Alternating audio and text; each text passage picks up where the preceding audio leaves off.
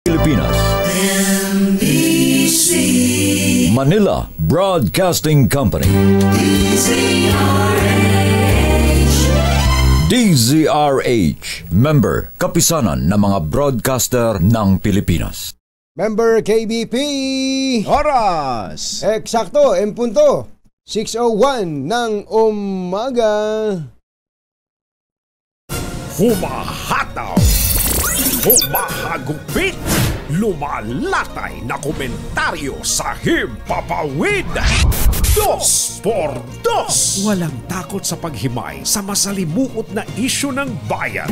2 por 2. Humahataw na mga balita at impormasyon. 2 por 2. Ating damhin, ating lasapin ang hagupit na 2 por 2.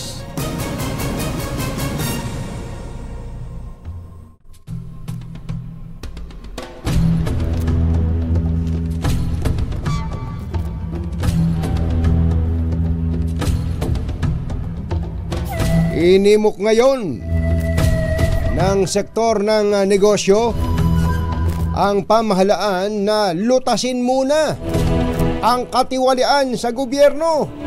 Ano?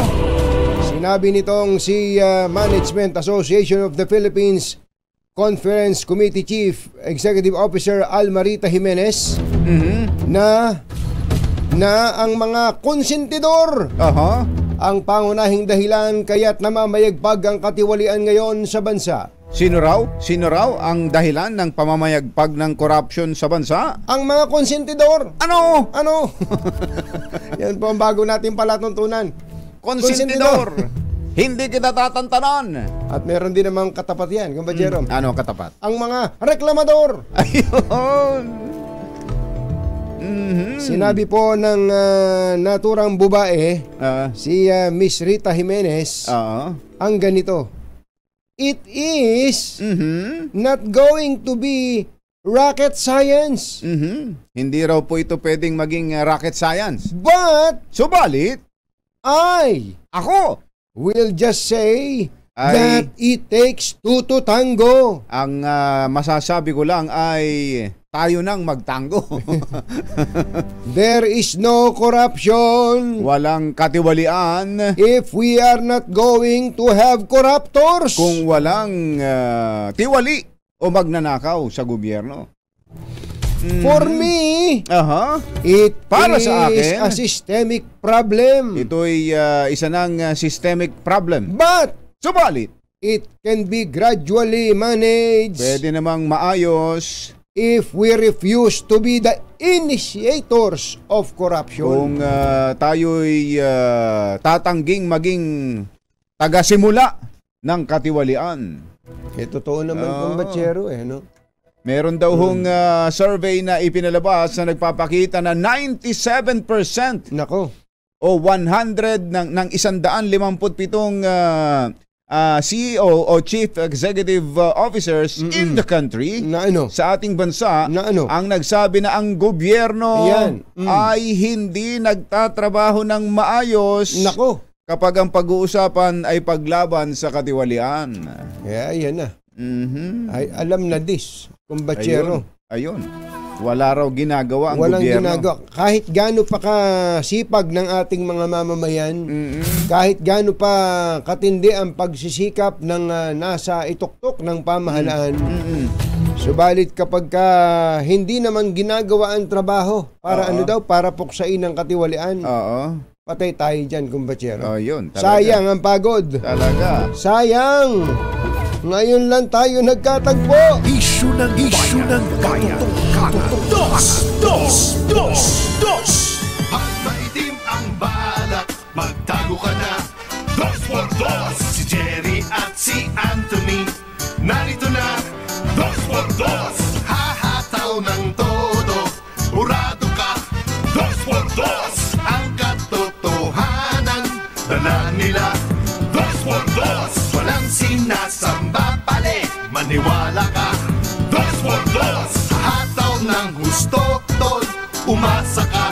2 por 2. 2 por 2.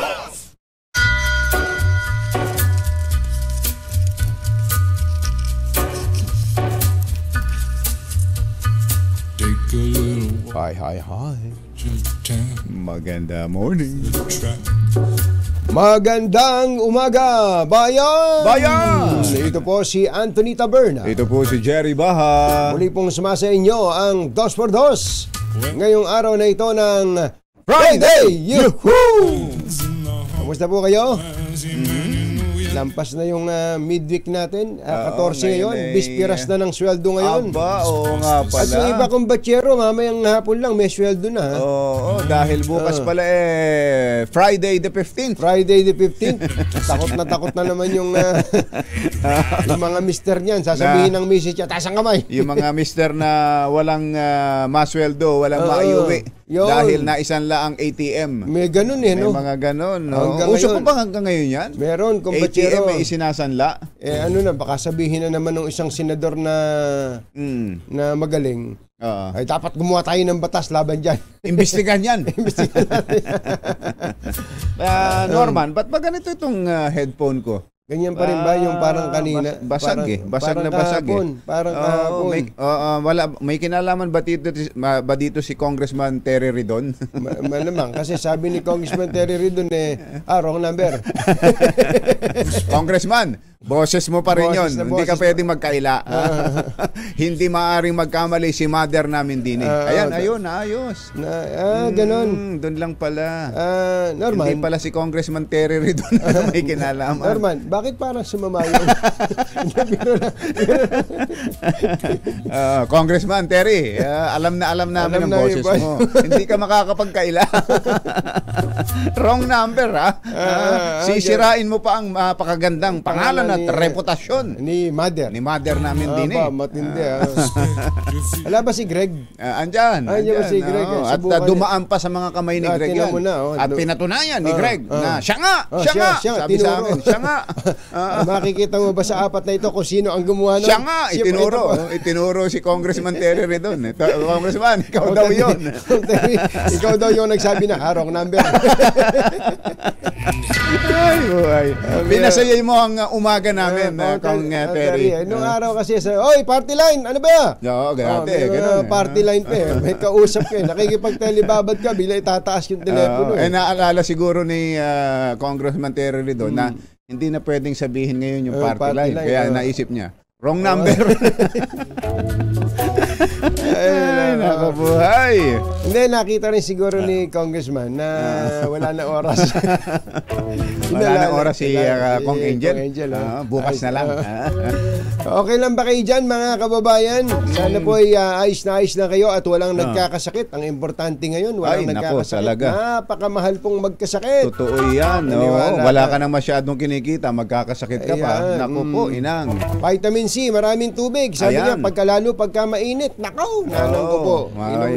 Dagdag ng dose ng vitamin C, siguro hanggang 1,000 milligrams. Pwede yun. Sabi kasi ng iba, hindi, sobra-sobra yan. Hindi ho. Pwede yan. Pwede siguro 500 sa umaga, 500 sa hapon para lalo na sa mga bata, siguro sa mga estudyante natin ngayon, kailangan kompleto sa vitamins. Kahit na 2 milyon pa lang ibinagsak ng enrollment. Hindi na ayaw na pumasok. Nagulat ako dito samantalang taon-taon nadadagdagan ng bilang ng mga pumapasok o nag-i-enroll. Parang ngayon lang ako nakarinig ng mga ganitong balita sa edad kong itong mahigit 35. 35 na bumagsak ang enrollment at hindi lang basta bumagsak. 2 milyon! Pambihirang pati. Totoo ba ito? Hindi. Pero ito may paliwanag daw ho at merong sinisi si Vice President. Nag-email ba siya? Ba't siya nagsisi? Nagsisi. Meron daw hong tinukoy na dahilan si Vice President at Education Secretary Sara Duterte kung bakit daw bumagsak ng ganire ang bilang ng mga estudyante ngayon. Ang sabi daw ho ay dahil sa mga rally. Oo, totoo ba ito? Sundan sa pahina 4. Turn to page 4. Ito nakita ko lang, nagulat ako dito sa ano ba tawag sa ganire? Hindi naman siya banner story ng Philippine Star. Nasa tenga. Nasa tenga. Ayan, nasa tenga. Nasa tenga. Ayan, ang batsero. Sarah blames rallies for 2M drop in enrollment. Ganun. Dapat yan ang pambungad natin. Kaya nga. Tuloy. Ayan. Ayon sa panayam ng Taliba. Sundan sa pahina 4. She's looking for those 2 million students from me. Ito pala yung sagot ni Secretary VP Sara kay Congresswoman Franz Castro. Hinahanap niya sa akin ang 2 milyong estudyanteng ito. She's looking for those 2 million students from me as if na para bagang I kidnap all of them. Para bagang dinukot ko ang lahat ng mga ito. And I don't want them to study. Ayaw ko silang mag-aral. Para bagang ayaw ko silang mag-aral. Parang kinidnap daw. Take note. Isulat mo. I am not the one who has a kidnapping case. Hindi ako yung may kaso ng kidnapping. Mayroon pang patama. I am not the one who has a human trafficking case. Hindi ako yung may kaso ng pagpupuslit ng tao. Yun pala. Matindi patola din tong si VP Sara pagdating sa mga makabayan. Pero mo pinatulan ng makabayan, lalo na si Congresswoman Franz Castro.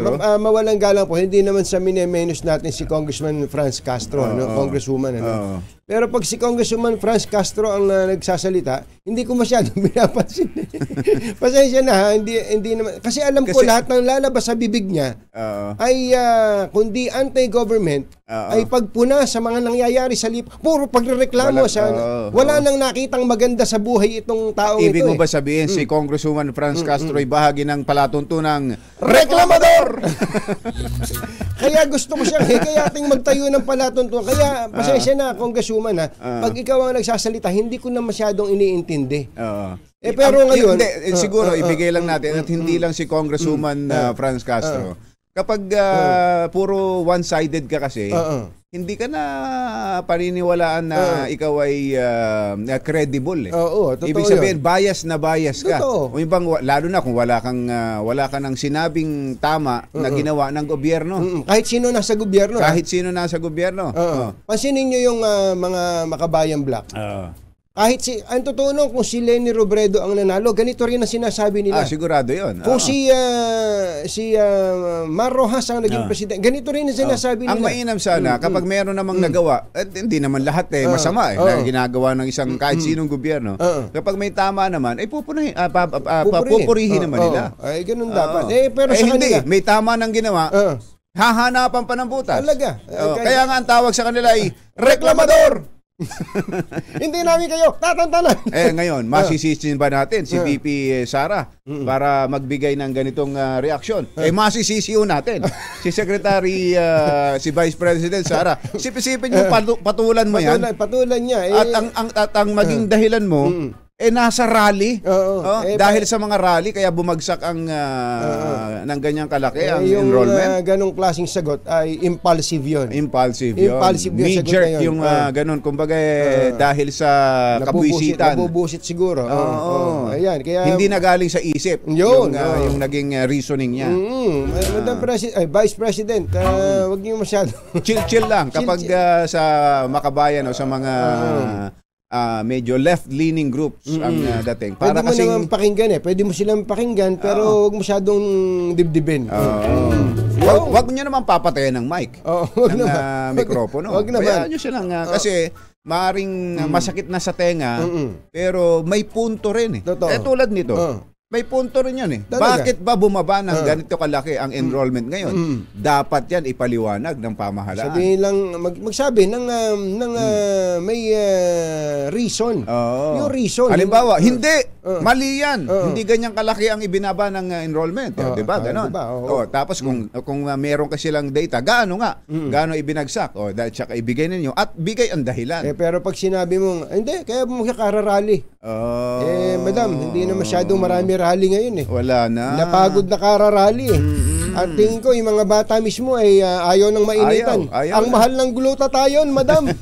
Jerry Bach at Anthony Taberna sa 2x2 sa DZRH. Beno, Ang tonggak na oras, 16 na minuto na makalipas ang ika-6 ng umaga. ACS Balita! susunod na! This time, walang makakaligtas, walang makakalampas. Saan magsulok ng kapuluan, Luzon, Visayas hanggang Kamindanawan. Basta't may balita, ipagwagwagan ng sikat na tagapagbalita. ACS Balita, kasama ang 2x2 tandem Anthony Taberna at Jerry Baja. ACS Balita. Ang programang ito ay hatid sa inyo ng ACS Manufacturing Corporation, ISO certified, maker of world-class quality Pride detergent. Araw ngayon ng Huwebes, September 14, 2023. Narito na ang ACS Headlines. Taiwan may alok na 800,000 trabaho. Mga Pinoy hinimok ng MECO na mag-apply. Wage Board inaprobahan ng 33 pesos na taas sahod sa Central Visayas. Presyo ng siling labuyo sumipa sa higit 700 piso kada kilo. Naku po. Pinakamahal na bigas sa Metro Manila na itala sa 65 pesos kada kilo. Pilipinas, panglima sa mapanganib na lugar sa mga environmentalist ayon sa isang report. Matinding traffic inaasahan sa Metro Manila sa pagsasara ng ilang lansangan para sa 2023 bar exams. Tatakbong barangay Kagawad patay sa ambush sa Maguindanao. Magandang umaga, Luzon, Visayas at Mindanao. Good morning, Philippines. Hello, world. Kami po ang inyong mga tagapagbalita. Ito po si Jerry Baja. Ito po naman si Anthony Taberna. At ito ang ACS Balita. ACS Good News. unahin natin ang ACS Balita sa Good News. Inimok ni MECO Chairman Silvestro Bello III ang mga Pinoy na mag-apply ng trabaho sa Taiwan. Mga Pinoy lang? Paano mga Pinay? Aba, pati Pinay din. Sama mo na, Chairman. Na nangangailangan ngayon ng 800,000 na manggagawa. Dami. Ayon kay Bello, dapat samantalahin ng mga Pinoy na walang trabaho ang mag-apply sa Taiwan kung saan maganda ang kondisyon ng paggawa. At ang Pinoy workers ang gusto ng mga employer. Ayan. Kabilang po sa mga kailangan ng Taiwan ay mga guro, hospitality worker, caregiver at construction worker. Nagkakaubusan na nga ng construction worker dito sa Pilipinas. Kaya nga eh.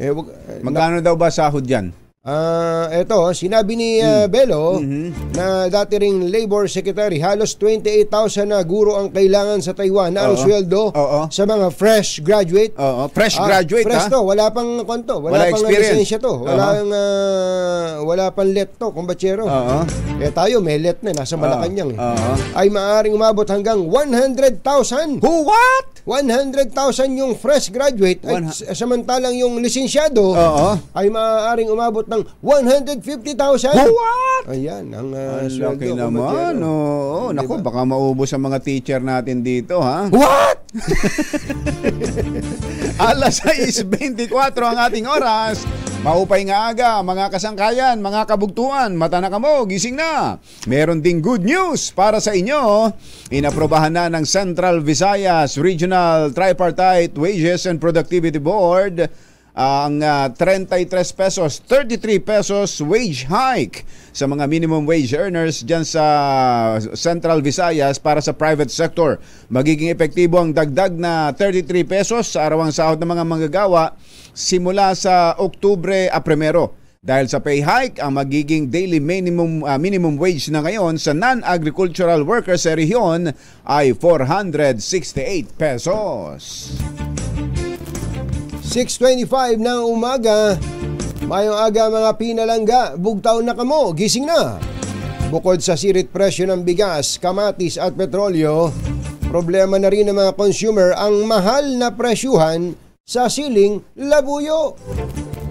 Ayon sa Department of Agriculture, pumalo na sa 500 pesos hanggang 720 ang kada kilo ng labuyo sa Metro Manila. 720? Oo. Grabe, ano? Magkano isang piraso niyan ngayon? Kung ang isang kilo ay nasa 72 piraso, lumilitaw 10 piso. Ang isang piraso? Ang isang piraso, kung batsero. Grabe, ano. Dapat pala nung makakumain tayo dyan sa kahapon, nagbulsa na ako ng maraming sili. Maraming sili doon. Hindi mo pinaalala sa akin. Malay ko naman, sinabihan lang natin ng Pangulo na kumain ng sili. Tumaas ka agad ng sili? Tumaas ka agad ng sili. Mariusep, Ang dahilan daw po kaya tumaas ang presyo ng sili ay dahil sa bagyo at habagat sa mga taniman sa Luzon. Pero bakit? Bagyo ba sa Bicol? Wala. Habagat siguro. Baka nadadali sila ng habagat. Pero bagyo, wala. Natukuran naman yung mga sili doon. Oo, di ba? Yun ang una nilang ginagawa doon eh. Pambihirang patis. Nakakalungkot naman itong balitan to. Di ba, Le? Huwag muna tayo magmatapang. Ayan. Alas 6:26 ang ating oras. Diyos maray na aga sa Indugabos mga Bicolano. Mata na kamo, gising na ang mahal ng sili. Tuwing luluwas kayo, dapat magbulsa kayo ng sili. Yung mga nanggagaling ho dyan sa Bicol, maglagay ho kayo kahit sa bulsa. Ang bulsa lang. Magbulsa lang kayo ng mga ilang dakot at ibenta ninyo dito. Baka makalimutang nagbulsa sa sili. Biglang kusutin yung mata. Naku po, inang. Huwag! Samantala, sa bigas, pumalo naman sa 65 pesos kada kilo ang pinakamahal na bigas na mabibili dito sa Metro Manila. Sa price monitoring ng Department of Agriculture, nasa 41 pesos hanggang 65 pesos ang retail price ng imported at local rice hanggang nitong September 12. Habang nasa 53 hanggang 65 pesos din ang kada kilo maging ng mga imported na special na bigas. Alas 6:28 na ng umaga, asahan po ang mabigat na daloy ng trapiko sa pag-arangkada ng 2023 bar exam sa Metro Manila. Ilan lansangan na isasara sa mga motorista, partikular sa mga bisinidad ng mga testing center sa September 17, 20 at 24.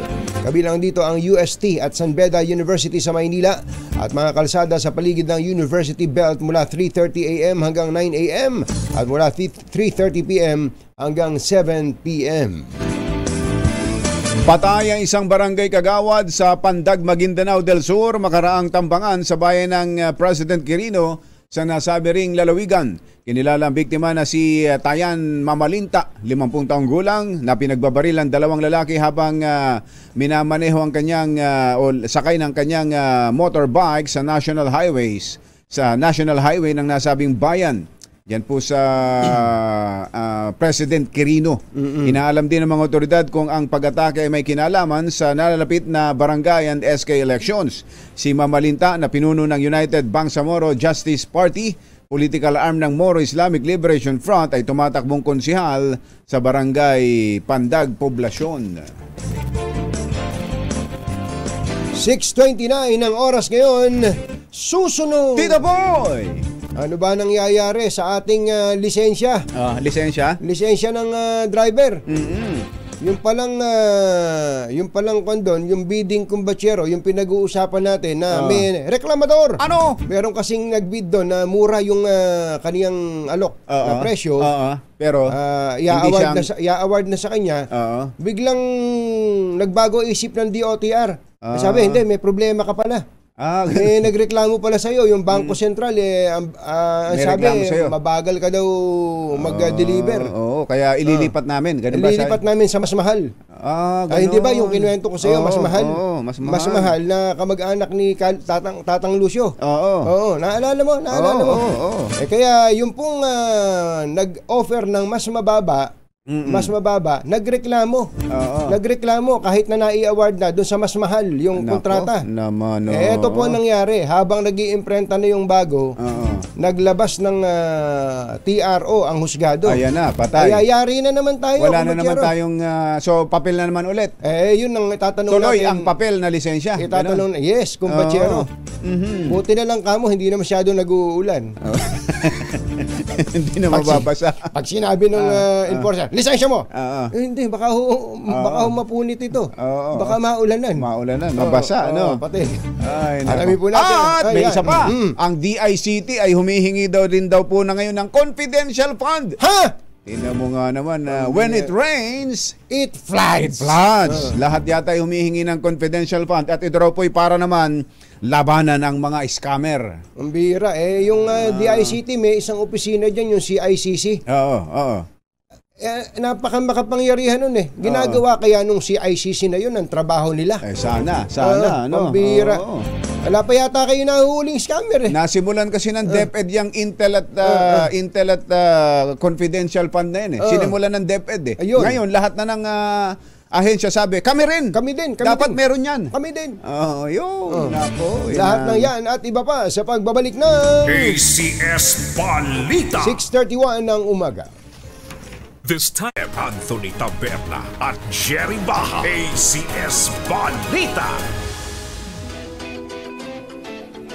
Kausapin natin, kumbatsero, ang LTO Chief, si Assistant Secretary Vigor Mendoza, ngayong 6:35 ng umaga.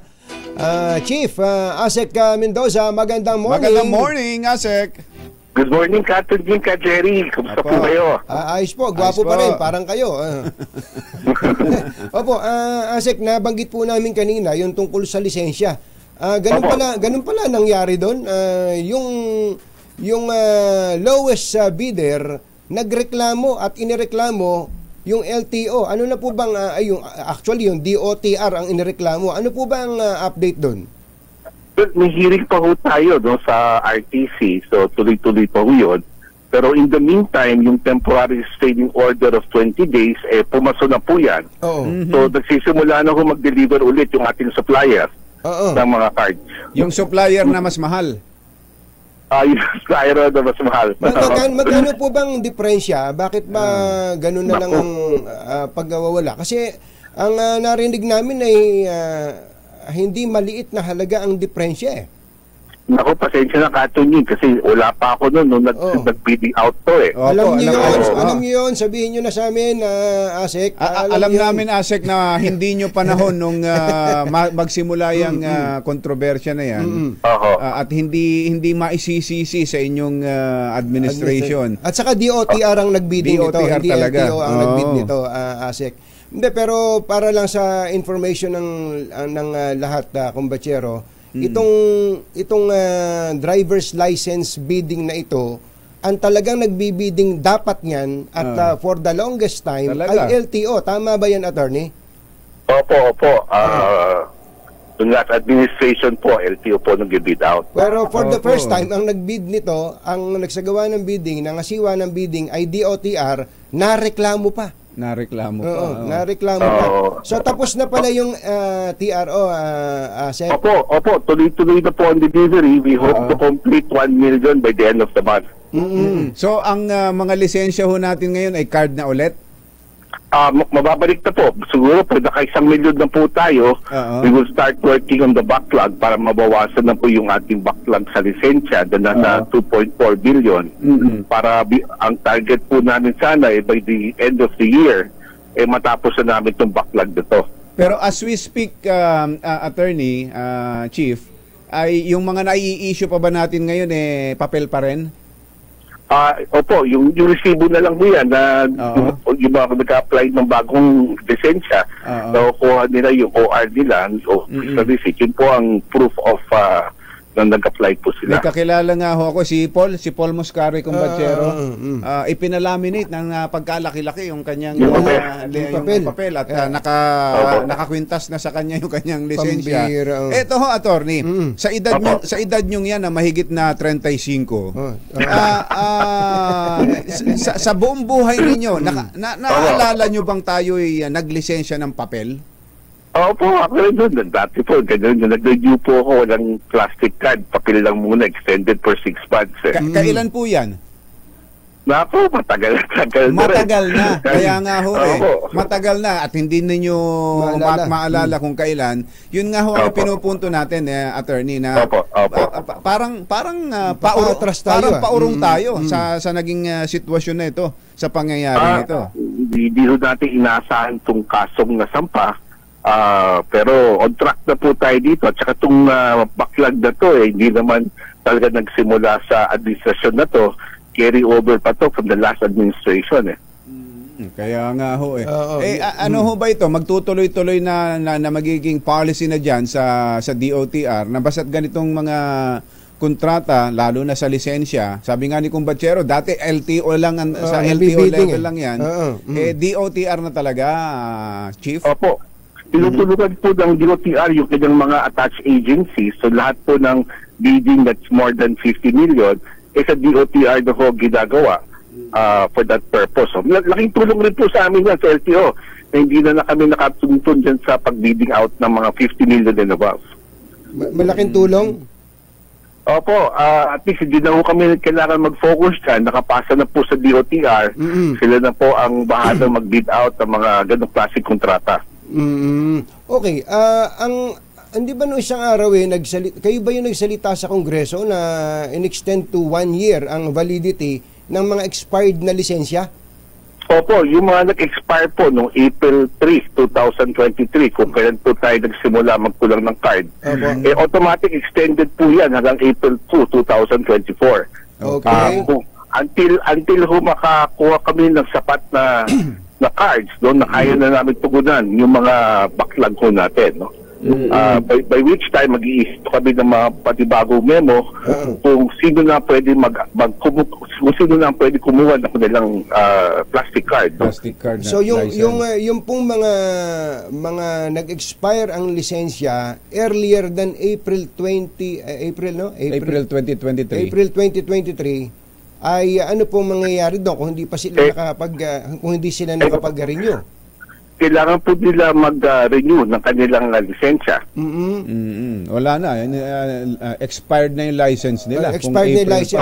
Kailangan silang mag-renew. Pero yung ngayon, mga mag-expire ngayon? Ayun, automatic extension po yan. Hindi po nila kailangan pumuntang LTO. Wala silang kailangan bayaran. Automatic extension na po yun. Hanggang kailan po itong automatic extension? Hanggang April 2 po, 2024.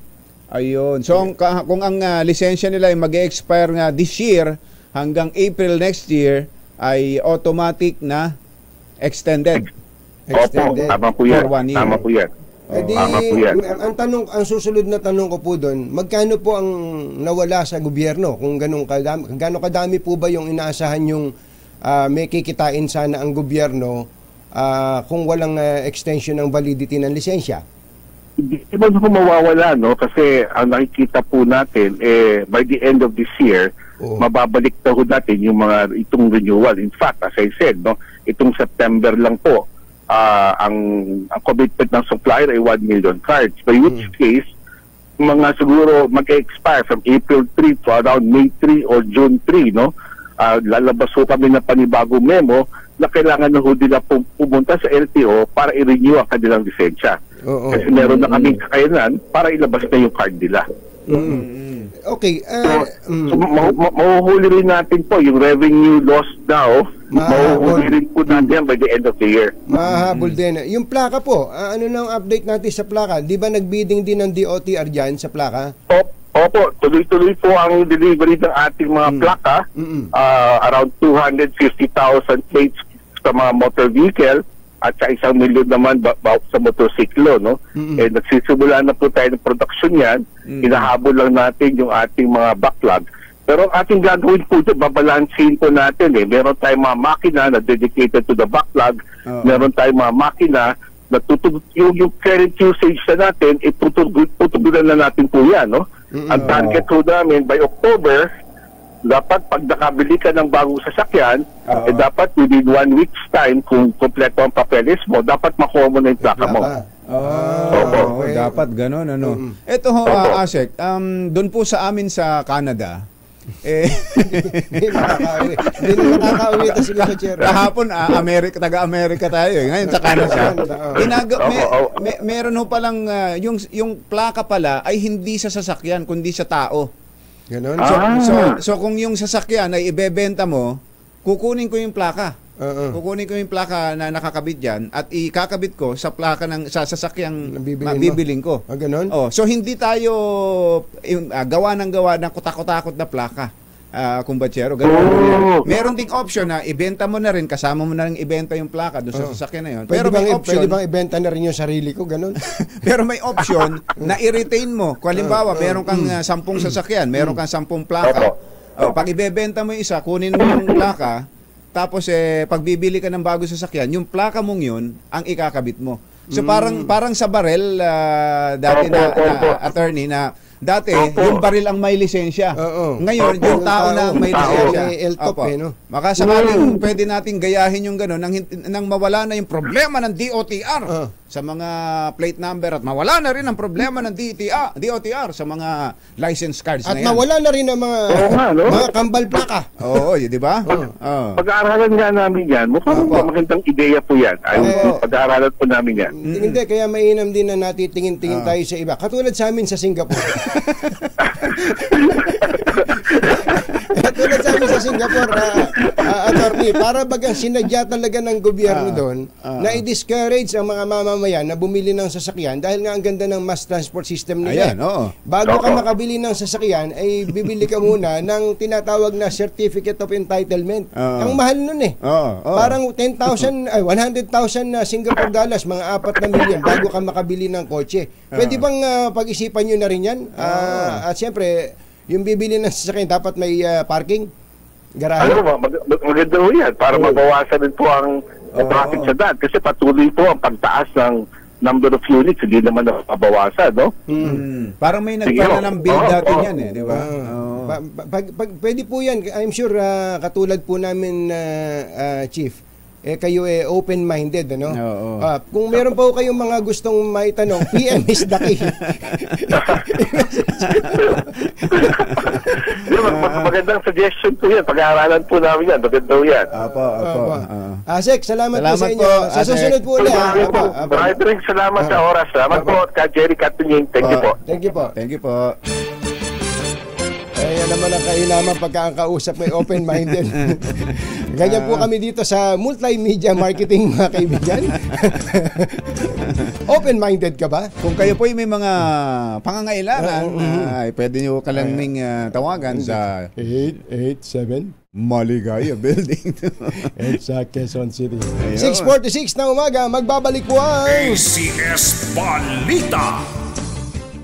Walang balitang makakaligtas, walang balitang makakalampas, saan mang sulok ng kapuluan. ACS Balita! ACS Balita! Ang programang ito ay hatid sa inyo ng ACS Manufacturing Corporation, ISO Certified, maker ng world-class quality Pride detergent. Hi, hi, hi! Maganda morning. Anong araw ba today, kumbachero? Today and everyday Smart Dishwashing Day! Yuhuu! At sa ating everyday dishwashing, siyempre, Smart Dishwashing Paste. Heavy duty and linis dahil may double tanggaling formula. Kaya tanggal sebo, tanggal bakterya pa. San ka pa? Yan, ng Smart Dishwashing Paste. Sa plato, kaldero at plastic, linis, fantastic. Kaya number 1 ng Smart Dishwashing Paste, a product of ACS Manufacturing Corporation. ACS Balita. Hiniling po na isang private agribusiness sector sa pamahalaan na rebyuhin ang rice tariffication law upang maibalik ang kapangyarihan ng NFA. Ang panawagay mula kay Antonio Tiu, Chairman at President ng Agri-Nurture Incorporated. Ayon kay Tiu, maaaring naiwasan kundi man naagapan ng artificial rice shortage kung nanatili ang dating mandato at kapangyarihan ng NFA sa pag-aangkat ng bigas. Plano ng DICT na limitahan sa 3 ang mga SIM na pwedeng iparehistro ng isang individual upang mapigilan ang mandatoryong SIM registration law. Ano raw? Ayun. Ayun, ganon. I-limit lang sa 3 ang pwedeng iparehistro Ng bawat isang tao. ng bawat isang tao. Kung lalagpas naman sa 3 ang ipaparehistro, ay balak din ng ahensyang patawan na ito ng registration fee. So hindi lilimit sa 3. Magbabayad ka lang. Ang malinaw po dito ay ang DICT ay humihingi po ng 300 million pesos na confidential fund. At yan daw po ay para sa paglaban ng gobyerno laban sa tuloy-tuloy na nangyayaring pang-i-scam gamit ang SIM card. Ubos na daw po ang pasensya ng Pangulong Bongbong Marcos sa sobrang kupad ng pag-iimprenta at distribusyon ng National ID. Ayon kay DICT Secretary Ivan Jan Uy, manipis na ang PC ng Pangulo dahil ilang taon nang naantala ang produksyon ng mga ito. Pero wala naman daw ultimatum na ibinigay ang Pangulo. Akala ko ba ubos na ang pasensya? Parang play of words lang to, Secretary. Hindi ba last year pa sinasabi ng Pangulo, binigyan pa nga, ito pala, June. Binigyan pa nga kayo ng deadline, gusto ng Pangulo, tapos na to ng June. Anong buwan na ngayon? Parang pinaglololoko nyo na lang ang Pangulo Pambirang pati. Tapos sasabihin nyo ngayon, ubos na pasensya ng Pangulo. Pero wala naman palang ultimatum. Ano yun? Forever? Only? Anak ng... Di baling wala nang ubos na ang pasensya, tapos tuloy-tuloy pa rin. Tuloy-tuloy lang, wala mangyayari. Wala lang. Ay, nako. Samantala, dalawang lalaki na tulak ng illegal na droga nahuli sa buy-bust operation sa Pasay City. Ang mga naarestong sina Ryan Escalante alias Bok at Raymond Advincula na miyembro umano ng Batang City Jail ay kabilang sa drug watch list ng Pasay City PNP. Nakumpiska sa dalawa ang mahigit sa 13 gramo ng shabu na nagkakahalaga ng halos 100,000 piso. Nagatid sa kabuuan ng ating ACS Balita. Ito po si Anthony Taber. Ito po si Jerry Ba. ACS Balita. Oras po natin 6:53. Susunod Tito Boy. Kuya Edniel, standby ka lang at meron daw po siyang tinitingnan ginto. Ginto, pero sili pala. Parang ginto na nga yan. Parang ginto. Teka, ginto ba to? Hindi po, sili po yan. Hindi, ginto ito. Sili po yan. Anak ng baka. Andito na naman tayo. Kung ang 1 kilo ay 720, 720. magkano pumapatak ang per gram? Parang, di ba per gram ang tama ginto? Ang per gram nito, 72. 72 per gram 72. ang sili. Diba? Ganun na bentahan ngayon, per gram na. Parang ginto. Hindi, 720 pala, 720. 7 pesos and 20. 7 pesos, kaya 7 nga. pesos and 20 centavos. Ang isang gramo. Nahulihan ng 1 gramo ng sili. ang isang Bicolano, na galing sa Albay matapos sumakay ng Bitico. Bitico. BLTV. Kitang-kita po sa kanyang kamao. Nang binuksan po ang kanyang palad ay nakita ang 1 gramo ng sili. Tinaasagad nito ang kanyang kamay at ikinusot sa mata ng enforcer. 6 na minuto na lang, alas 7 na. Balitang makatotohanan, balitang maaasahan. ACS Balita.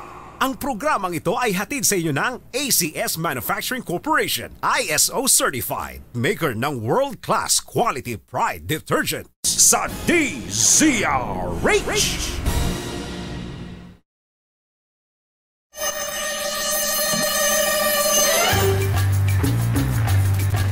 Maganda tong tanong ni Boy Toto. Nakita mo si Boy Toto, sabi ni Boy Toto, nasa na yung mga bigas sa mga warehouse na pinasara? Meron na bang hoarder ng bigas na napakulong? Yun, oo nga, hindi na na-follow up. Ang deadline nito kung batsero ay September 8. Binigyan na hanggang September 8 yung mga may-ari ng bodega. Yan yung sa Bulacan. Sabi, patunayan nyo na hindi ito smuggled. Sir, paano kung smuggled po ito, kayo po ang nagpalusot, di smuggled.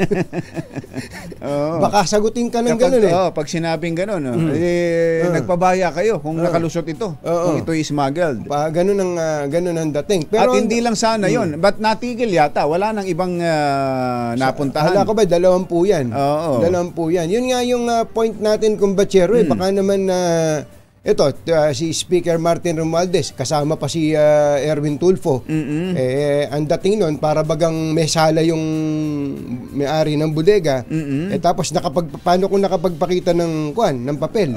Kaya iniintay natin yung update doon. Maganda yung, buti pinaalala mo, Boy Toto. Isa kang so mula noong i-raid yan, pasukin, hanggang ngayon, walang nailalabas doon. Wala pa siguro. Kaya gusto natin ang update. Hanggang walang linaw. Hindi pwedeng mailabas yun. Kasi kung ang deadline ay September 8, anong petsa ngayon? September 14. 14 na. Mag-iisang linggo na.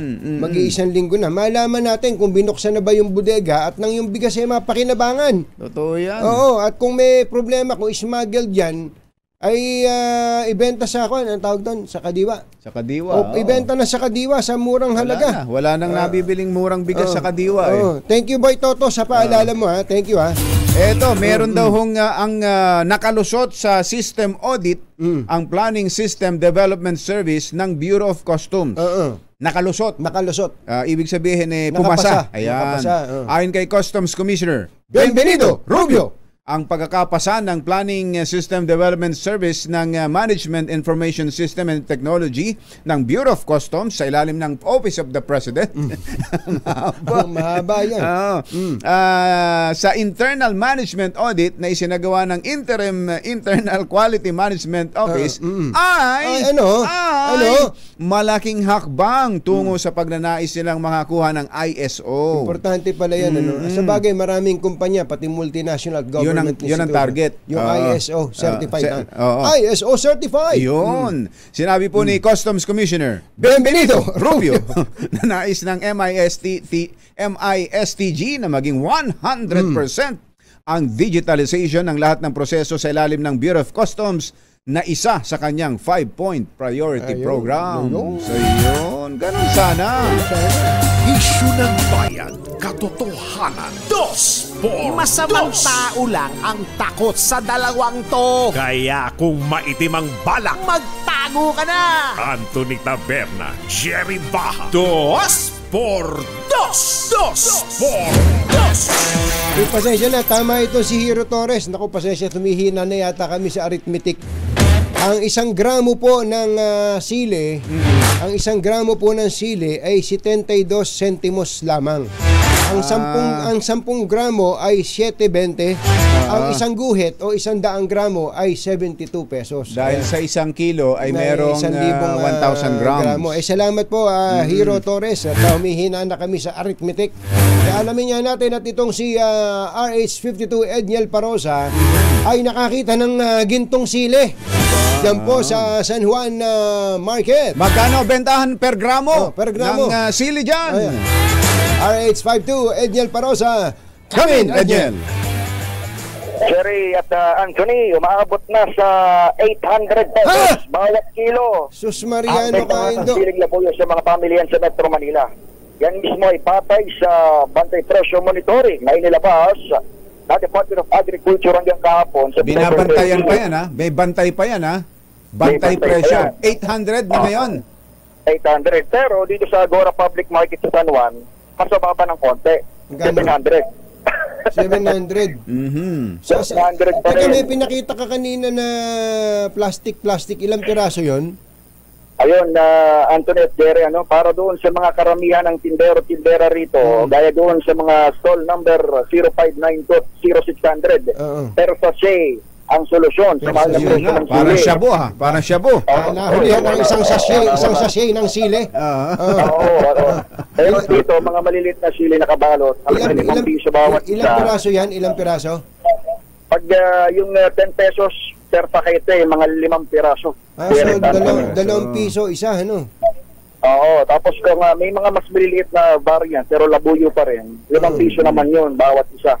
May ibang variant, ha? May ibang variant, ha? Mas maliliit ba? Yung mas maliliit, mas mahaba, yung mas maliliit, matapang yun. Edniel, yung mas maliliit, yun ang mas mabagsik. Oo, mas maanghang yun. Paboritong sausawan ng mga Pinoy. Yung sinasabi naman ng mga tindera rito, wala naman talaga bumibili ng per kilo unless yari ka ng kantin. Kainan. Tama. Kasi masisira lang. Per pakete ang kanilang ibinibenta. Pero, maliban doon sa mga nagbibenta ng per pakete, may mga tindero dito, Jerry at Anthony, na ayaw na talagang magtinda at all ng sili. Dahil nga naman doon sa lugi na 500 piso, puhunan pa lamang daw. Ito lamang yung pagpasok ng Vermont. Ayon kay Aling Marivic Dayag, garip pa ganitong panahon na papasok ang Kapaskuhan, talagang tumataas ang presyo ng sili. Tama ba na Aling Marivic, kailan ka huling nagtinda ng sili dito sa iyong gulayan? Sa July pa. July pa? August, July siya huling nagtinda. Pero nung mga panahon na yon, mga gaano ka mahal yung puhunan mo sa sili? Ano pala? 200. 120. 120 to 200 yung kuha niya sa sili. Pero ngayong sa Setyembre, tama ba 500 ang puhunan na karamihan sa ating mga tindero dito? Kaya binibenta naman 700 kung pakyawan o per kilo ang kanilang ibinibenta. Kaya si Nanay Aling Marivic, pati yung kanyang mga katabi rito, hindi na nagtitinda ng sili. Alin na lang ang mga tinitinda mong gulay, Nanay? Mga ano lang, mababa lang, katulad na repolyo, sayote, pipino, patatas. Patatas mataas pa rin, peche bagyo. Yun lang. Sibuyas, Sharon, ito lang sibuyas na. Meron, sibuyas, bawang, kamatis, 140 lang. At sibuyas ngayon, 140 ang kilo. Ayun, yun ang diskarte. Kung ang ilan, pero sa sayo, per pakete yung karamihan. Yung ilan naman, Jerry Anthony, kapag siling labuyang usapan, hindi na talaga sila nagbebenta dahil yung puhunan pa lang 500 na agad para doon sa ating mga retailer dito sa palengke na ibinebenta naman nila. Meron dito pinakamura na 650 yung ating nahagip, pinakamahal naman 700 dito yan sa Agora Public Market sa lungsod ng San Juan. So yan muna ang latest wala rito sa San Juan City. Ito si Edniel Parrosa, tuloy-tuloy sa pagbabalita, tuloy-tuloy sa serbisyo. Sama-sama tayo Pilipino.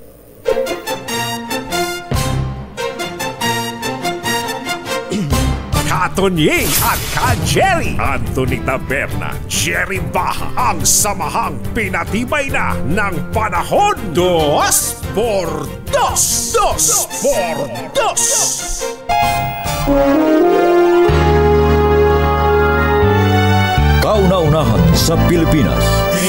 NBC Manila Broadcasting Company. DZRH, member kapisanan ng mga broadcaster ng Pilipinas. Member KBP. Oras! Kapopoy, 7:09 ng umaga. Balitang bagong-bago, balitang dapat alam mo, balitang magdadagdag ng talino dahil bagong impormasyon, makibalita, unang-una sa DZRH. Pangunahing balita kasama ang 2x2 tandem nina Anthony Taberna at Jerry Baha.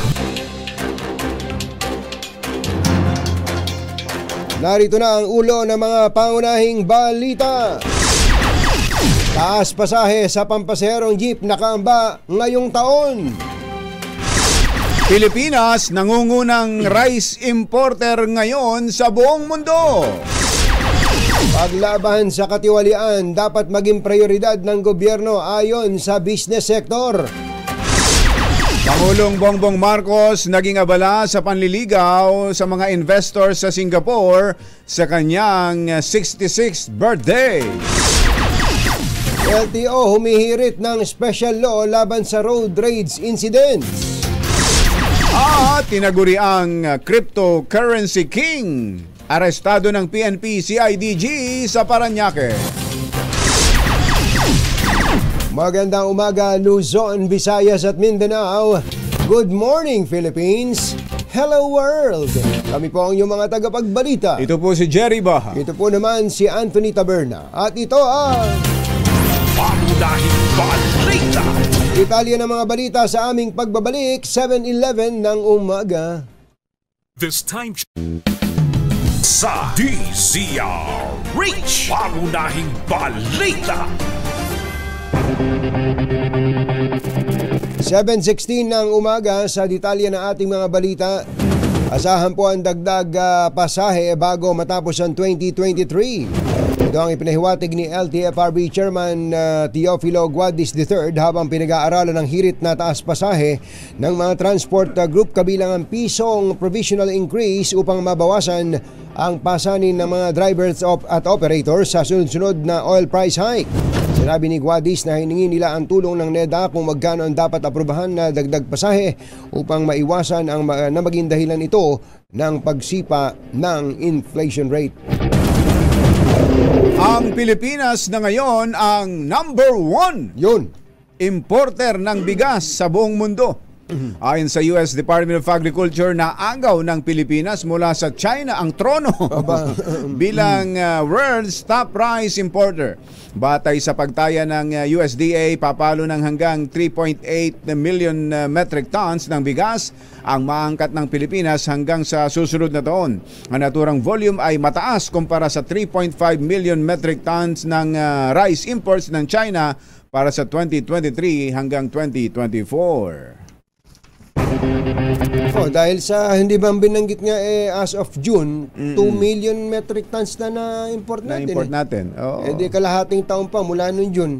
Oo, nako. Kaya nga, malamang tama yung baka lagpas pa. Lumampas pa, ano? Lalo ngayon, ano iniisip nila Secretary Diokno ang proposal nila? Babaan ng bawasan o tanggalin ang tariff sa imported rice. Nanang ko po. Umirit ang mga negosyante sa gobyerno na unahing lutasin ang talamak na korupsyon sa byurokrasya.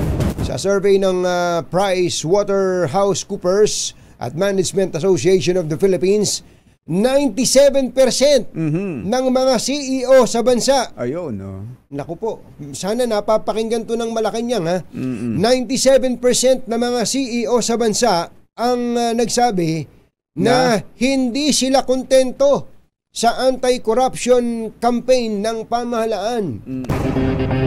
Nanawagan ang PwC Philippines kay Pangulong Marcos na iprioridad ang pagsugpo sa katiwalian at gumawa ng istriktong polisiya laban dito. Ayon naman kay State-Based President Dindo Manhit, dapat tiyakin ng gobyerno ang matatag na policy environment, transparency, accountability at responsiveness para makaakit ng mga mamumuhunan. Samantala, umakto bilang salesman ng Pilipinas si Pangulong Bongbong Marcos sa kanyang pagdalo sa 10th Asia Summit sa Singapore. Ginamit ng Pangulo ang naturang pagtitipon upang anyayahan ng mga foreign business leaders na maglagak ng puhunan sa Pilipinas. Sa kanyang talumpati, sinabi ng Pangulo na malakas ang pundasyon ng ekonomiya ng bansa dahilan upang hindi sayangin ng mga investors ang magandang oportunidad. Alas 7:19 na ang oras ngayon.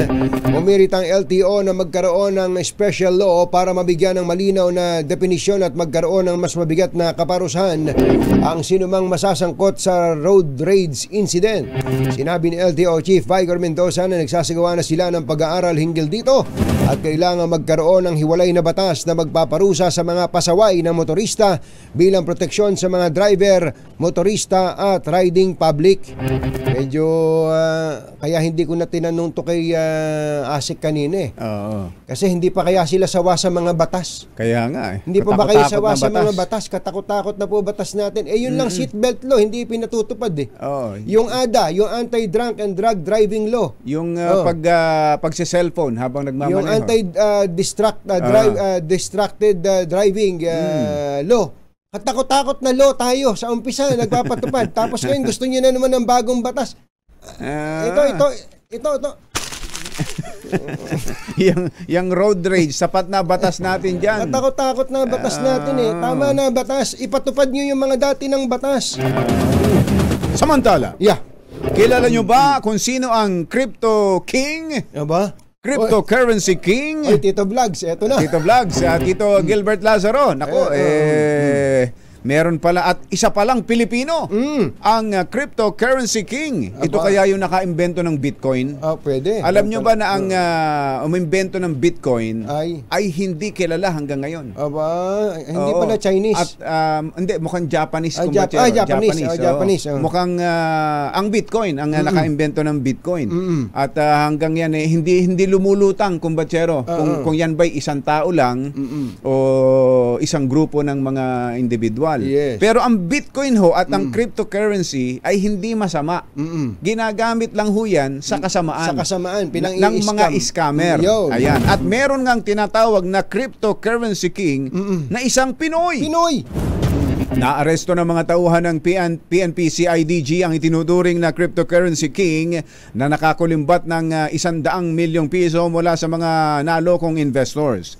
Kinilala ni Police Colonel Tomas Belmonte, Chief Legal Division ng CIDG, ang naarestong kinilalang si Vance Joshua Tamayo. Si Vance? 23 anyos. 23 lang? Diyan Ito sa ba Makati. Siya ba yun? Ayan siguro, si Vance. Babae pala si Babae Vance. pala si Vance. Si Vance. Si Vance.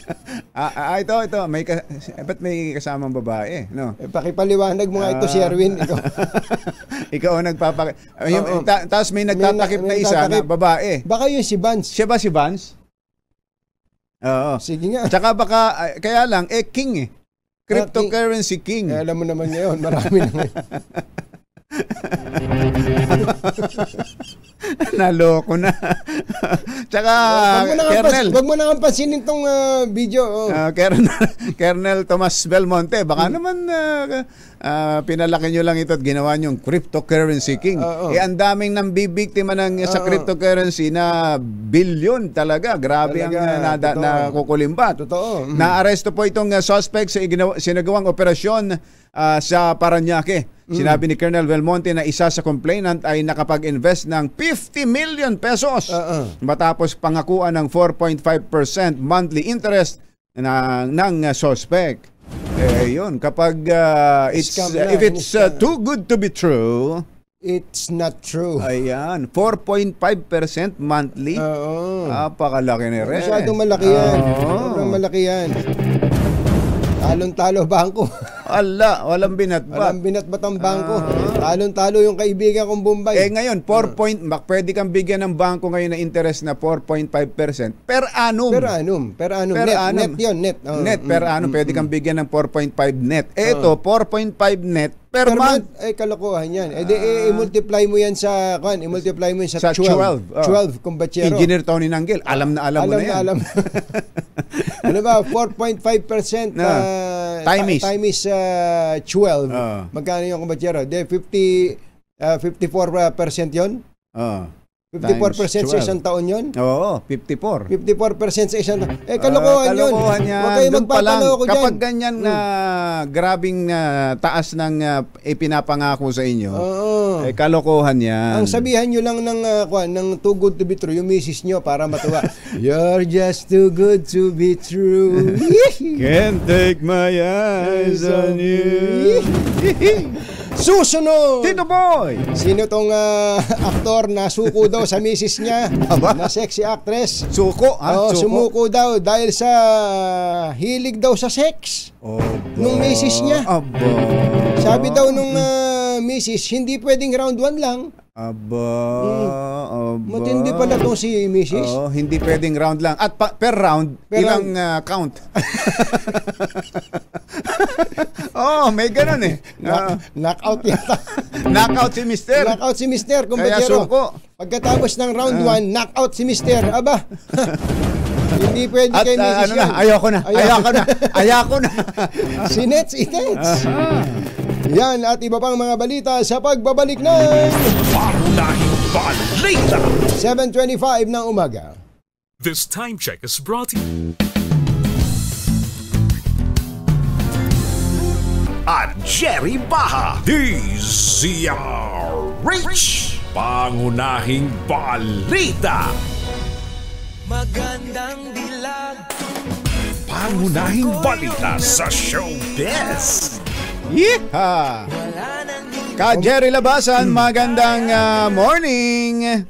Colonel Freddy Ergo, magandang morning. Interesado rin siya. May mga nagdududa dito, kumbachero. Ngayon, kung bakit umakyat ng 800 kada kilo ang bentahan ng siling labuyo sa ilang pamilihan sa monitoring ng Department of Agriculture. Baka daw po pinakyaw ni Mrs. Mrs. ng isang aktor. Pero yung Mrs. actress ba yan? Actress din. Sexy. Sexy actress, kumbachero. Ayan, Kapag ba mahilig sa sili, ganun nga daw. Totoo ba yun? Hindi rin natin masabi. May kilala akong mahilig sa sili, pero ala rin. Mother. Mahilig ka ba sa sili? Mahilig ka sa sili? Ay, nako, grabe. Sabi ni Mag, 2 thumbs up pa no? Talagang pinakitaan pa tayo. Exhibit A. Exhibit A. Ganun. May video ka rin. Hindi yung video ng pagluluto. Hindi yung video ng Ito, pinag-uusapan na namin si Mrs. Yung actress na to na sobrang hilig daw. Sumusuko daw si Mister. Totoo ba to? Totoo kapag mahilig sa sili, Kwanden? Talaga? Active. Totoo. Basta, kaya yung iba sabi, basta't Bicolana, mahilig daw. Totoo ba yun? Oo. Mapalalaki, mapababae. Hindi ko rin masabi kung totoo yan. Hindi ko rin masabi. Tanong mo si ko natin. Si Mestra. Si Aya ba ay Bicola Uragon? Bigas pala yan. Masbate rice. Kaya pala masama ang loob sa iyo nung misang tinulugan mo dahil uminom ka ng Ultabayo. Kung saan na tayo napupunta. Gabi-gabing love-making ni Mister na aktor, hindi uubra. Kailangan daw 2 to 3 rounds bago makontento si Mrs. na sexy actress. 2 to 3 rounds? And per round, how many count? Alamin natin, kumbachero. Si Mrs. Anong Mrs. Morley? Nag-asawa na ba si Morley? Bakit Mrs. Morley Alinyo na to? Alamin niya natin ang showbiz balita mula sa ating showbiz legend na si Morley Alinyo. Magandang morning, Morley! Yes! Magandang morning, Luzon, Visayas at Mindanao. Naku, Jerry and Katunying, pinag-uusapan nyo kanina yung sili. Alam ba sa Davao kung magkano ang kilo ng sili? 150. Tapos yung sayote, sa Divisoria ay 80 to 100. Dito 30 pesos, 25 to 30 pesos. Pupunta ako sa palengke. Anyway, nakakaloka sa super mega nakakabaliw itong actress na ito. Aba naman, napakahilig pala talaga nitong actress na ito na talaga namang hindi pa nakakatapos. Humihilit na naman ang panibago. Oy naman. Kaya naman kung makikita ko si actor talagang happy siya sa kanyang mahilig na misis. Si Mrs. kasi ay isang sexy actress. Napakaganda ng mukha, napakaganda ng katawan. Kaya kahit anong ngirit nitong si actress sa kanyang jowang aktor ay laging pinagbibigyan at laging pinanggigigilan. At ang nakakaloka nito ka Jerry at Katunying, nitong si actress kapag nakikipag-tsorbahan, nakikipag-papitin, nakikipagpapitin na gano'n. Aba, talaga naman daw mahalinghin na ikinatutuwa naman ng naturang aktor na medyo mahilig din. Match na match ang mag-asawa na to dahil pareho silang match pala. Pareho silang mahilig sa mga kaya naman happy sila ngayon sa kanilang pagsasama at bahala na at pangarap nila next year o this year ay makabuo na. Yan ang ating hindi pa nakakabuo. Hindi pa pala. At hindi naman pala sumusuko si Mister. Hindi, laban si Mister kung labang. Paano namang susuko si Mister? Ang katawan niya, pit na pit. Kaya naman kapag sila ay nagtatatya, nagbubuki at nagrurumba. Talaga naman, Wala pa silang anak? May kasakasamang bata yan?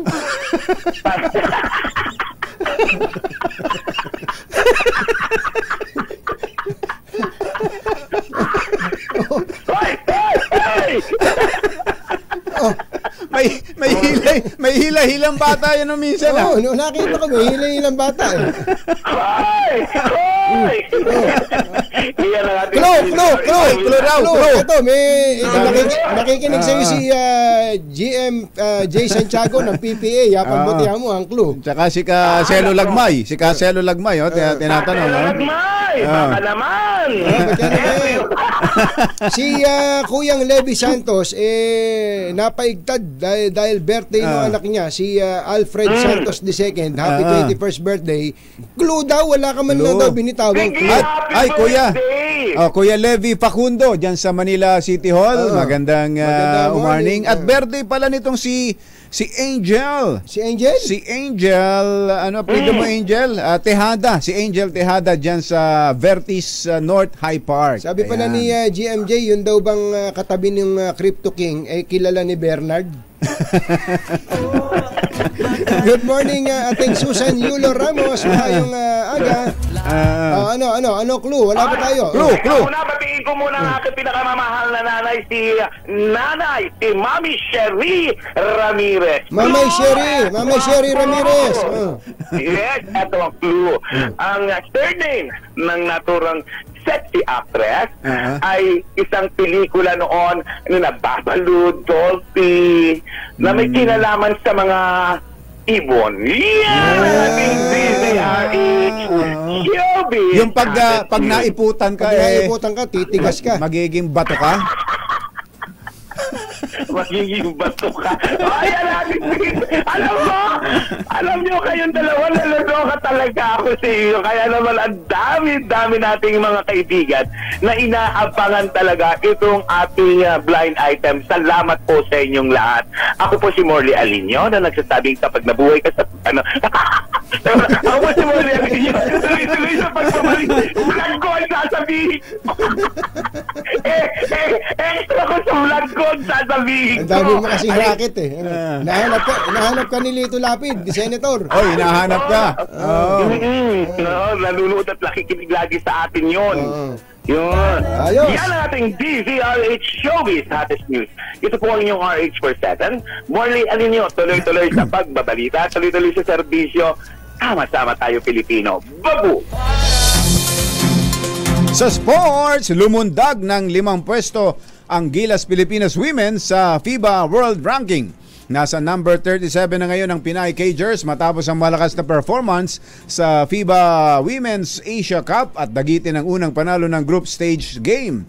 Sa Asia, pang-7 ang Gilas Women sa likuran ng China, Australia, Japan, Korea at New Zealand. Bumabandera pa rin sa ranking ang Amerika, hawak ang 834.6 points. Mga nangunguna at mga bagong balita sa DZRH. Pangunahing balita. Itinakda ng Korte sa October 2 ang arraignment ni dating Health Secretary at ngayon ay Congresswoman Janet Garin. Ayun, at sa iba pang akusado sa 34 na bagong kaso ng Deng-Vaxia. Arraignment na po ito. Ibig sabihin, sumampa sa husgado. Ayon kay Quezon City RTC Judge Maria Luisa Leslie Gonzalez Betic ng Branch Chuchu 9, binigyan po ng palugit ang prosecution panel para magkomento sa motion to quash information na inihain ng kampo ni Congresswoman Garin. Si Dr. Erwin Erfe, Director ng Forensic Division ng PAO o Public Attorney's Office, ang huling tetestigo ngayong buwan. Nilinaw naman ni PAO Chief Persida Rueda Acosta at Erfe na ang unang 160 Deng-Vaxia cases noong nakaraang taon na hindi pa nare-resolba ay hiwalay sa bagong kaso na inihain ng DOJ laban kay Garin.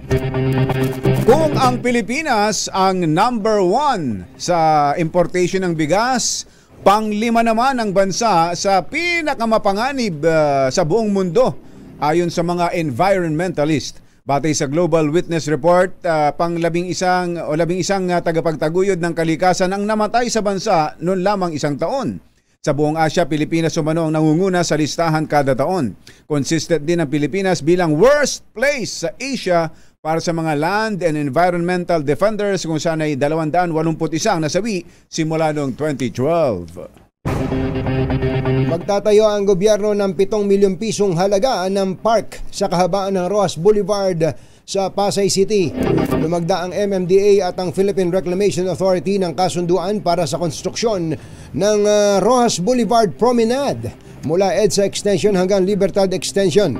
Target matapos ang 800 metrong parke sa Pasko at lalagyan ito ng park, rest areas, football pitch at pathwalks para sa mga nais mag-jogging at magbisikleta. Ininaw naman ng MMDA na bagamat magmumula sa kanila ang pondo, tutulong naman ang lokal na pamahalaan ng Pasay sa pagmimentene o pag-aalaga nito.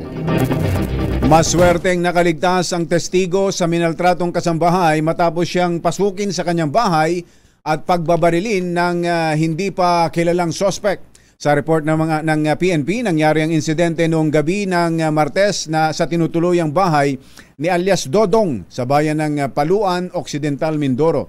Kwento ni alias Dodong, pumasok at tinadyakan ang pintuan ng kanyang bahay nang habang siya ay nanonood ng TV, saka siya pinaputukan. Mabuti na lamang at siya ay nakaiwas, tumalon at nakatakas patungo sa bahay ng kanyang amo kung saan siya nagtago. Bunsod dito, hiniling ni alias Dodong sa gobyerno na sana'y mabigyan siya ng seguridad. Alam nyo bang mataas ang tsansang madali ng demensya ang mga may desk job, matagal nakatunganga sa TV o nagmamaneho ng matagal? Desk job. Ayan, yung tulad nilang ginagawa nila mother. Si Jane. Ayan. Jane, ha? Si Jane nga kanina para hindi na niya ako kilala. Kaya parang natulala na doon sa harap ng screen. Ayan na, ito po ulitin natin na ang mataas daw na tsansa na magkaroon ng demensya ay yung may mga desk job, matagal nakatunganga sa harap ng TV o nagmamaneho ng matagal. Nadiskubre ng researchers mula sa University of Southern California at University of Arizona na high risk mag-develop ng demensya ang mga taong 10 oras o higit pa ang pag-upo. Iniugnay din ito o ang tinatawag na sedentary lifestyle sa heart disease, diabetes, cancer at kamatayan. May regular mang physical activity ang tao o wala. Inirekomenda sa mga may office job ang pagtayo o paglalakad kada 30 to 60 minutes ng trabaho. Yun. Panatilihin ang magandang postura o gumamit ng ergonomic chair.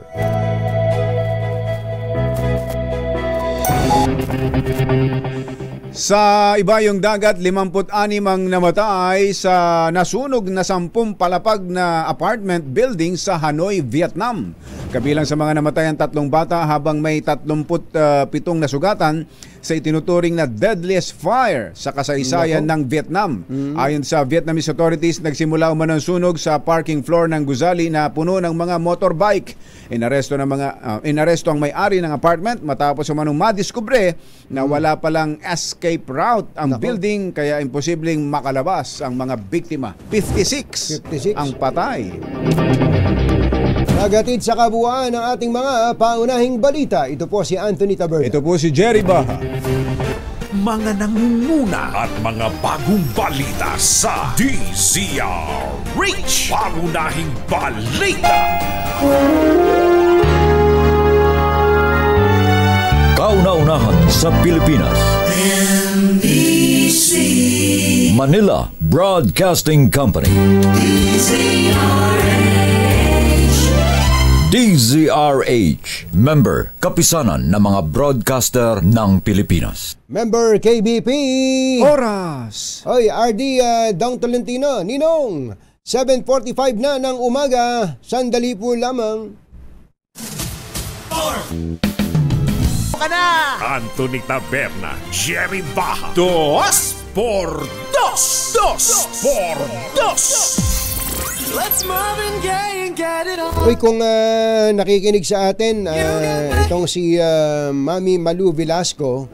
Si Mami Malu. Ang iyong mother-in-law. Baka gusto niyo sumali sa Miss Universe, ha? Wala na raw age limit ngayon ang Miss Universe. Mother? Ayan, no? Pwede na, pwede ka na sumali sa Miss Universe. Dati, ang age limit pala sa Miss Universe ay hanggang 28. 18 to 28. 18 to 28. Ngayon, wala na. Ayun. Pwede. Mother, ha? Mother. From the Philippines. Ayan. Weighing 200 pounds. Mother Malu Cabral. Tananan. Chenene. Teka muna.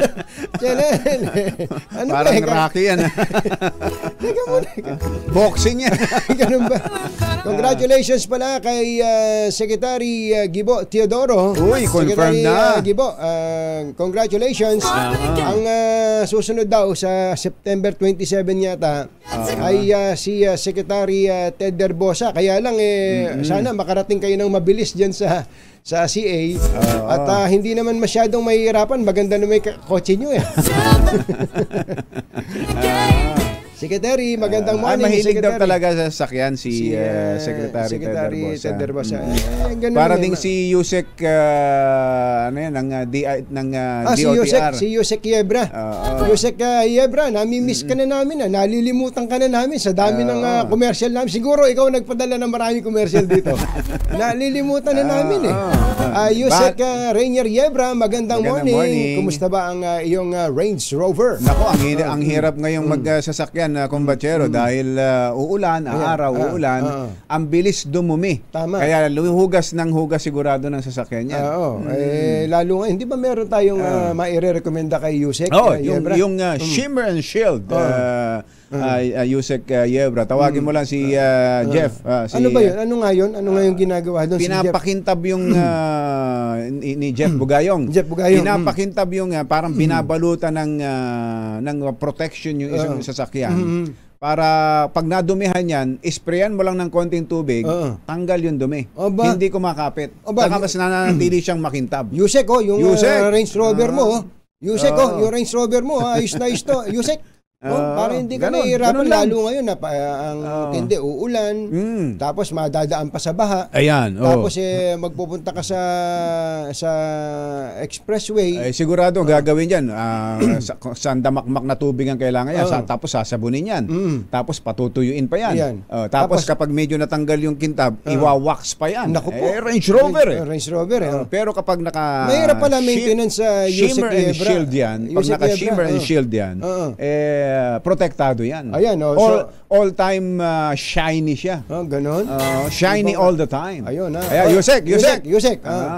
Your Range Rover will be in good hands with Jeff Bugayon. Ayan. Iba ka, Yusek. Idol Yusek. Pati na rin si Secretary Ted Derbosa. I-recommend na rin sa kanya. Pwede. Sa kanya yan. At saka yung mga taga-CA, mga commissioner ng pag bulletproof ba nadudumihan pa rin? O hindi na? Bulletproof sa bagay. Baka hindi naman na tinatabla ng dumi yan. Magandang katanungan.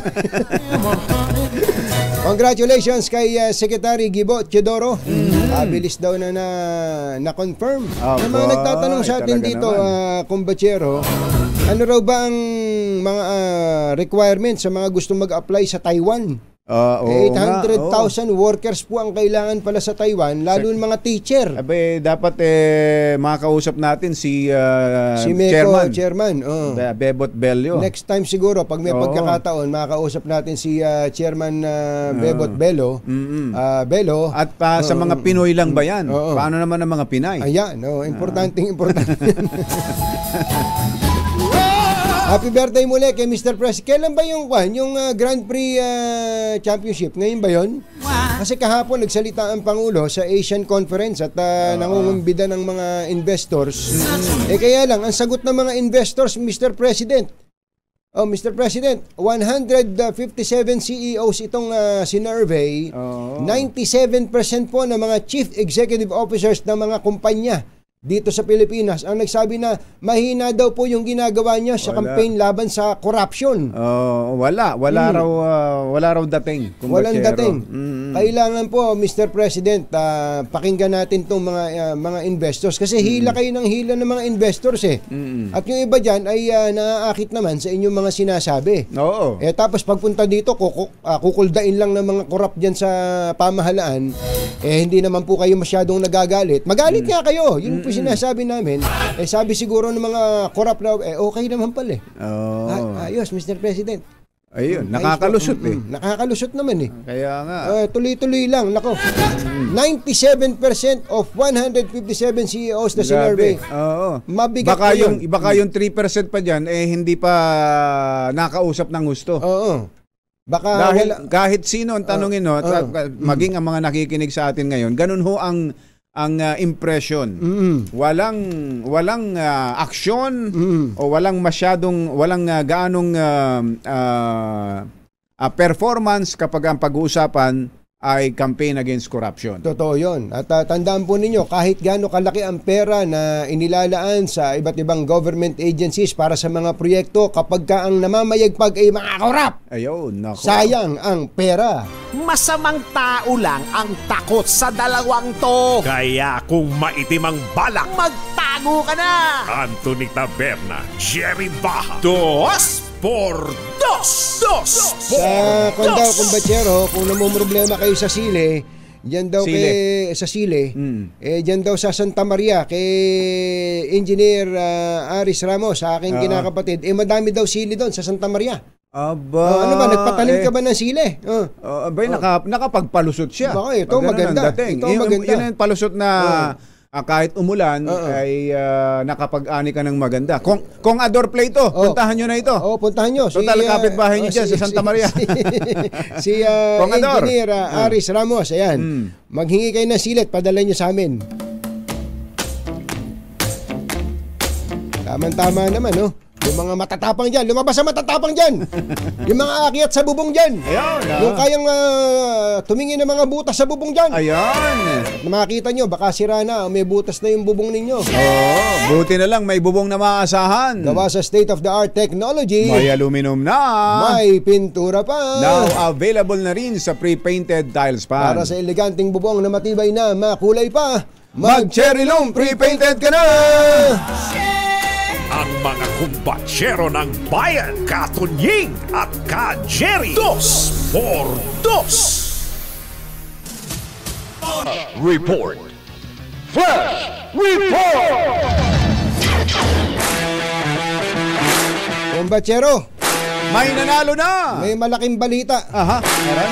Pinag-re-resign ni Secretary Rex Gatchalian ang 20 assistant secretaries ng DSWD. Ayan, ako.